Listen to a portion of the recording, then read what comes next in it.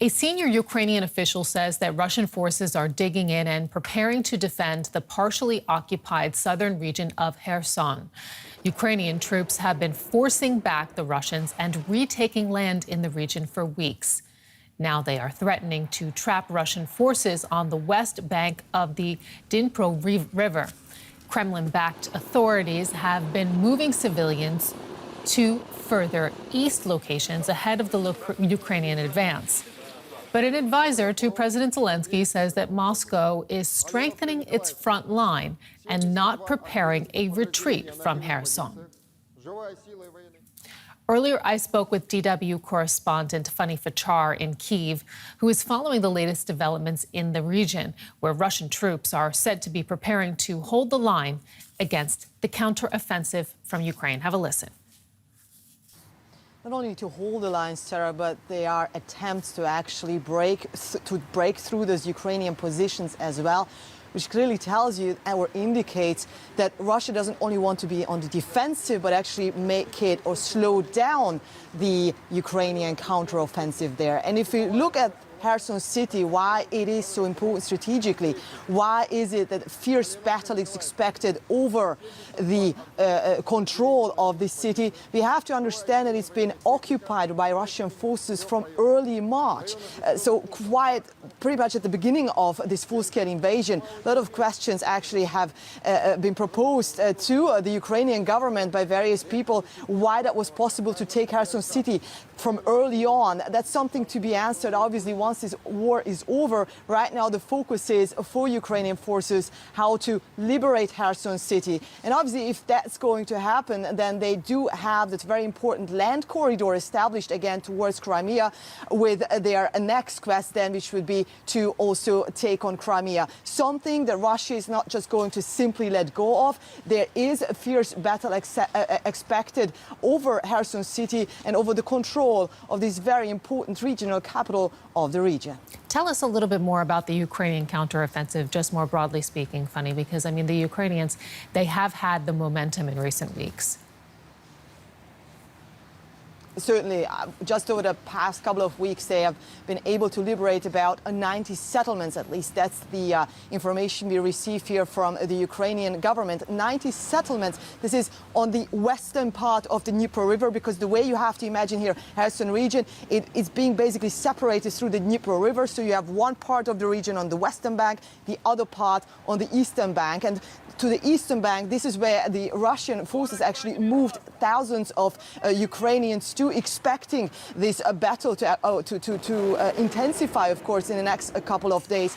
Now, the fact that Ukraine is speaking about 90 settlements, of course, we cannot verify these numbers. We cannot even tell you exactly what's happening in Kherson city right now, simply because it is not possible for international or even for local journalists to access Russian-occupied territory, or in just a very limited way even is it possible to access the Ukrainian-controlled part of Kherson region. So everything that we can say at this point, that the battle over that important region and per se of that capital of Kherson region, Kherson city namely, is going to take up quite some steam in a couple of days. And the question will be, who is going to actually take control over Kherson city? Well, of course, tens of thousands of civilians there are bearing the brunt of this fighting from both sides, Ukrainian on one and Russian on the other side.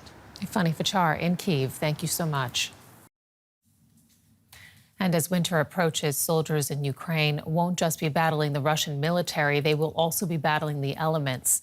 Along the frontline trenches in eastern Ukraine, preparations are underway, with NATO-supplied sleeping bags, fresh chopped firewood, and even a do-it-yourself sauna to beat winter's chill. Weapons and ammunition are crucial if the Ukrainian military hopes to continue retaking ground seized by Russia.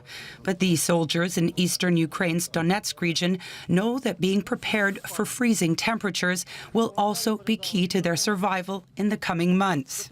From sleeping bags to socks to trenches, they aren't just bracing for battle, they're bracing for the cold.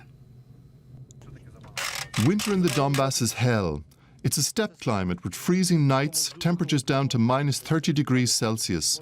I felt it in 2014. It's hell. There are no forests, regular winds and very low temperatures. This trench is just 700 meters from Russian positions. But life goes on for the soldiers of the 5th Assault Brigade. 1 meter underground, they wash, eat, and sleep by a wood fire stove. There's also a sauna, built using a tutorial they found on the internet. It took us 3 days to build this sauna. First we dug the ditch, then we covered it with a special membrane and bags for it to sustain at least minimal mortar fire. It won't survive a direct hit, but we think it could survive an explosion from .82 caliber fire. In nearby Kharkiv, close to the Russian border, preparing for combat and the cold go hand in hand for this Ukrainian National Guard unit.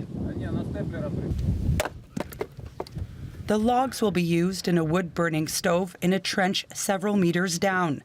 There's already ground frost outside. Inside, a functional kitchen and sleeping quarters. This modular capsule is a few meters below ground level. There's lots of soil above and soil on the right. Basically, it's a very warm space. It's also very safe. Provides good protection in case of explosions, and at the same time it protects us from cold. By planning ahead, Ukraine's soldiers want to make sure the winter is one battle they're prepared for. And at a conference here in Berlin, delegates from the world's leading economies have vowed to fund the massive reconstruction that will be needed in Ukraine after the war.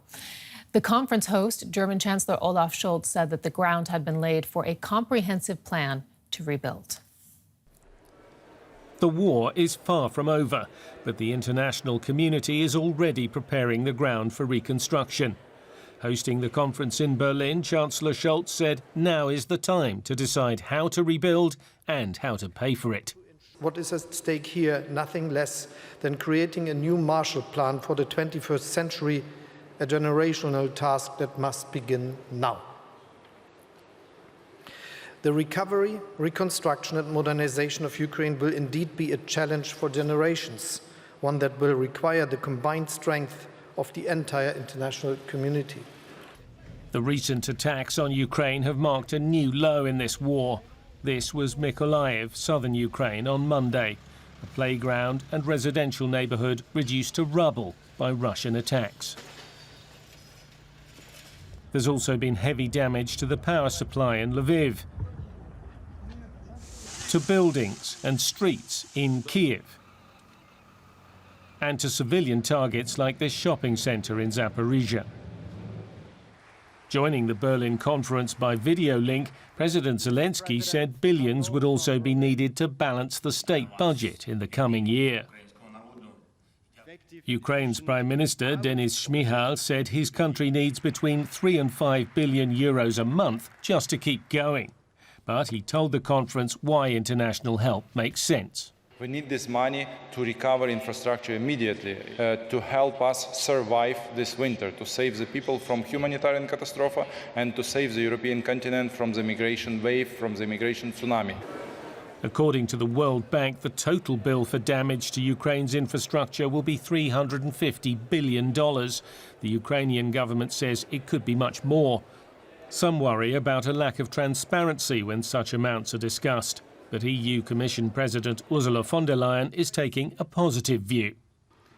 Reconstruction linked with a dynamic EU accession process can function as a catalyst, as it was said today here, for necessary reforms, and at the same time, and this is certainly true, as a strong motivator to implement these reforms, because there's a goal you want to go to, and therefore you understand why you have to do these reforms.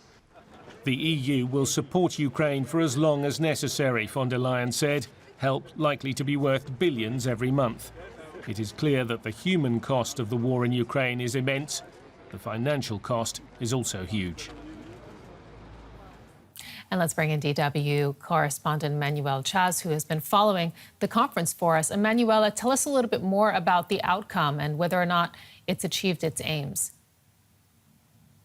What we have to keep in mind, Sarah, is that this is not a donors conference, so there hasn't been any commitment, any financial commitment, any further commitment than those that were already made in previous conferences. Yesterday's conference was very much about, setting up a framework, even if a timeline wasn't defined, setting up this framework with experts, with decision makers, with the IMF, also with European decision makers, with businesses, to see just how this recovery can get started even before the war ends in Ukraine. This is why it was very important, and it's also something that German Chancellor Olaf Scholz compared to Germany's own recovery post-World War II with the Marshall Plan. So it's very much drawing on history, on past experiences, and with the hope that the construction will start as soon as possible in Ukraine.